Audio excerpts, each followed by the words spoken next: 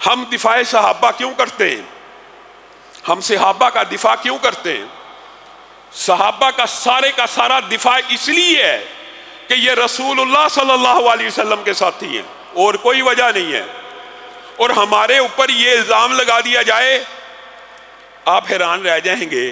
اس مرزا جہلمی کے اوپر مقدمہ درج ہوا، الحمدللہ گستاخ صحابہ کا، اس کا ایک شاگرد ہے بلال قریشی نامی، اس نے پنڈی کے اندر یہ فتویٰ دیا کہ شام الہی ظہیر گستاخ رسول ہے معاذ اللہ، اور اس فتوے کو پھر وائرل کیا سوشل میڈیا کے اوپر اور مختلف چینلز کے اوپر۔ مجھے ایک بات بتلائیے، ہم جو صحابہ کا دفاع کرتے ہیں کس کے لیے کرتے ہیں؟ رسول اللہ صلی اللہ علیہ وسلم کی ذات کے لیے، کہ یہ ان کے صحابہ ہیں، ان کا دفاع ہوگا۔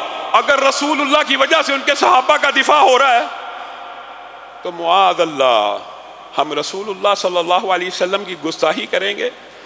آپ حیران رہ جائیں گے اگر کوئی مولوی کسی دوسرے مولوی کے اوپر گستاخ رسول کا فتویٰ لگائے، اسی وقت نیشنل ایکشن پلان حرکت میں آ جاتا ہے، لیکن اس بدبخت نے رات سے ہمارے اوپر یہ فتویٰ لگایا ہوا، ابھی تک گرفتار نہیں ہوا، ابھی تک مقدمہ درج نہیں کیا جا رہا۔ میں مرزا جہلمی اور اس کے شاگردوں کو کہنا چاہتا ہوں،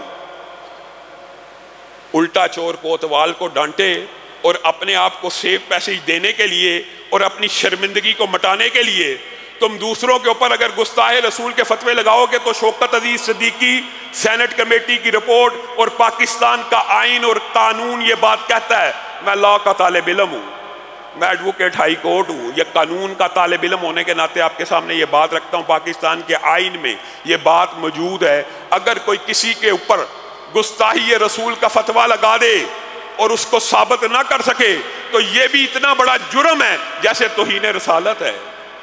تو ان قوانین کو ہم حرکت میں لائیں گے، اور مرزا اور ان کے چیلوں کو، جن لوگوں نے اس گھناؤنی کمپین کے اندر حصہ لیا، ان کے خلاف بھی مقدمے درج ہوں گے۔